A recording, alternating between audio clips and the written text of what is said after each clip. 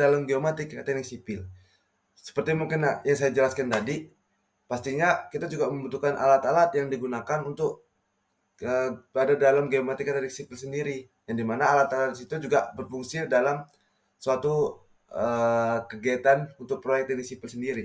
Yang ketiga, penjelasan terkait peran geomatika dalam teknik sipil, yang dimana geomatika ini cukup berperan penting dalam teknik sipil. Seperti saya bilang tadi, kayak geomatika ini seperti jantungnya teknik sipil, karena geomatika ini memiliki banyak peran yang ada pada dalam teknik sipil itu sendiri. Terus keempat, peran apa saja yang ada dalam geomatika teknik sipil? Seperti yang saya jelaskan saya tadi, kalau geomatika memiliki peran yang sangat penting dalam teknik sipil, oleh karena itu saya akan menjelaskan peran-peran apa saja nih yang ada dalam geomatika teknik sipil sendiri. Kelima, hasil penelitian. Mungkin saya akan menampilkan kayak berupa gambar seperti contoh hasil penelitian pada peran-peran geomatika dalam teknik sipil sendiri. Dan yang terakhir adalah kesimpulan. Oke, seperti saya jelaskan secara singkat tadi, apa itu geomatika? Geomatika dalam teknik sipil adalah cabang ilmu yang mengintegrasikan berbagai teknologi untuk mengumpulkan, mengelola, menganalisis, dan menampilkan data spasial atau data berbasis lokasi. Geomatika menggabungkan beberapa disiplin ilmu seperti geodesi, survei pemetaan, fotogrametri, penginderaan jauh, GPS, dan sistem informasi geografis. Dan geomatika memainkan peran penting dalam berbagai aspek pembangunan infrastruktur dengan menggunakan teknologi seperti GPS, LIDAR, fotogrametri, penginderaan jauh, dan GIS. Geometri membantu peningkatan efisiensi, akurasi, dan keberlanjutan proyek teknik sipil. Seperti saya jelaskan sebelumnya, bahwa geomatika merupakan cabang ilmu yang sangat penting. Oleh karena itu, pastinya juga dibutuhkan alat-alat untuk mendukung suatu kegiatan pada proyek-proyek yang ada pada teknik sipil. Yang pertama, teodolit. Teodolit sendiri berguna untuk mengukur sudut horizontal dan vertikal dengan akurasi yang tinggi. Oleh karena itu, teodolit sendiri sering digunakan untuk proyek sipil karena dia memiliki akurasi yang sangat-sangat tinggi atau bisa dibilang hampir 99% benar. Yang kedua, digunakan dalam konstruksi bangunan dan jembatan. Terus alat kedua, waterpass. Waterpass ini berfungsi juga sebagai mengukur perbedaan ketinggian antara dua titik. Yang kedua, digunakan dalam proyek konstruksi jalan gedung. Seperti teodolit, waterpass ini juga alat yang sangat umum lah untuk digunakan pada proyek-proyek yang ada teknik sipil. Yang ketiga, total station, yang dimana berfungsi sebagai pertama mengukur jarak sudut horizontal dan vertikal dengan akurasi yang tinggi. Kedua, digunakan dalam survei topografi dan pemetaan lahan. Oke.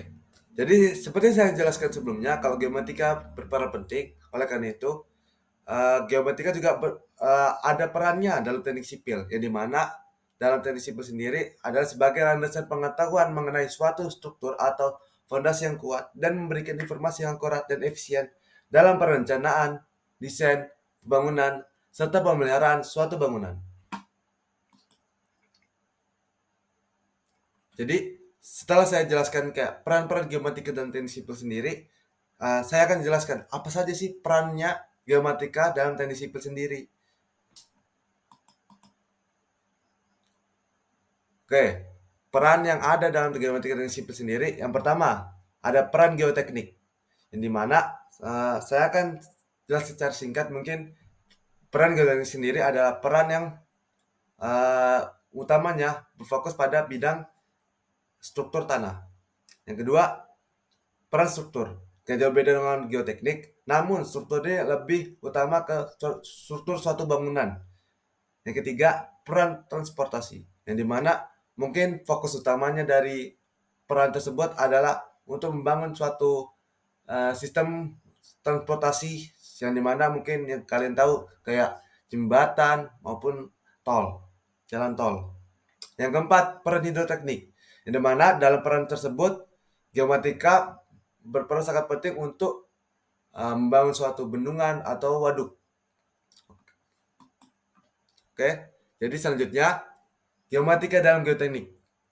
Peran geomatika dan teknik sipil memiliki lagi-lagi peran yang sangat penting karena dengan memanfaatkan teknologi dengan GPS, lidar, fotogrametri, penginderaan jauh, dan GIS, geomatika membantu dalam perencanaan, pelaksanaan, dan pemeliharaan proyek teknik sipil.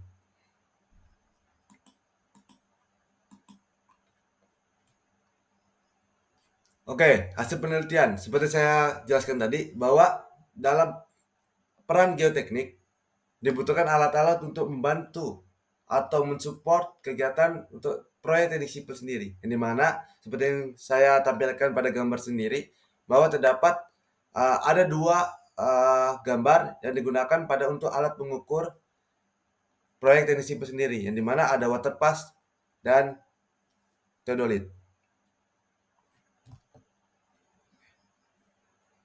Oke, selanjutnya geoteknik dalam struktur. Peran geomatika dalam struktur melibatkan penggunaan dalam teknologi untuk melakukan survei dan pemetaan, perencanaan dan desain, manajemen dan pemeliharaan, analisis risiko, dan mitigasi integrasi teknologi dan mempengaruhi karakteristik lingkungan yang mempengaruhi nilai-nilai di atas. Yang dimana geoteknik dalam struktur sendiri itu tidak hanya dalam struktur bangunan aja, tapi kita harus melihat nih kayak karakteristik dari lingkungan sekitar yang kita mau bangun struktur bangunan tersebut tuh bagaimana? Apakah ada dampaknya setelah kita bangun atau kayak malah jadi dampaknya tuh kita harus tahu juga dampak positif atau dampak negatif.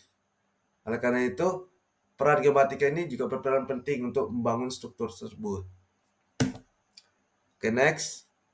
Hasil penelitian. Seperti saya berikan dua gambar tersebut yang dimana gambar pertama kita bisa lihat struktur bangunan yang eh, hampir jadi, tapi kita masih bisa ngeliat nih kayak rangka-rangka.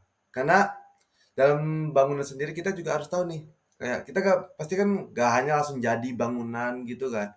Harus ada kayak rangka-rangka atau pondasi-pondasi yang kuat. Jadi bisa dilihat dari dua gambar tersebut masih ada kayak rangka-rangka yang untuk menjadikan pondasi yang kuat untuk bangunan tersebut. Oke, selanjutnya geomatika dalam transportasi. Geomatika memainkan peran penting, lagi-lagi penting banget geomatika tersebut dalam transportasi ini. Yang dimana dalam transportasi, dengan menyediakan alat dan teknologi untuk mengumpulkan, menganalisis, dan memvisualisasikan data spasial yang berkaitan dengan sistem transportasi dan juga geomatika dalam transportasi berperan penting untuk operasi sistem transportasi seperti perencanaan jembatan, struktur, dan lain-lain. Mungkin saya akan nambahkan juga kayak seperti kayak pembangunan tol yang di Kalimantan Timur sendiri sudah dibangun kayak tol Balikpapan Samarinda yang dimana untuk membantu operasi sistem transportasi bagi manusia, bagi rakyat Indonesia atau manusia sendiri. Oke, next. Nah, seperti yang saya jelaskan tadi, bahwa hasil penelitian yang saya dapatkan, ini kayak bisa kita lihat ada kayak pembangunan suatu jembatan yang dimana kita juga harus memperhitungkan nih, apakah jembatan tersebut mampu menahan beban yang melintas di atas jembatan tersebut. Karena kita tidak mau dong adanya korban jiwa dan lain-lain. Oleh karena itu kita juga harus memperhitungkan struktur bangunan tersebut apakah mampu menahan beban segitu banyaknya. Yang kedua, ini juga ada pembangunan jembatan, tapi ini masih kayak fokus di bidang tanahnya tersebut. Kenapa tanah juga penting? Karena dalam struktur bangunan jembatan sendiri, tanah juga memiliki pondasi, harus memiliki pondasi yang kuat juga. Oleh karena itu, pembangunan dari pondasi dari tanah sendiri harus kuat.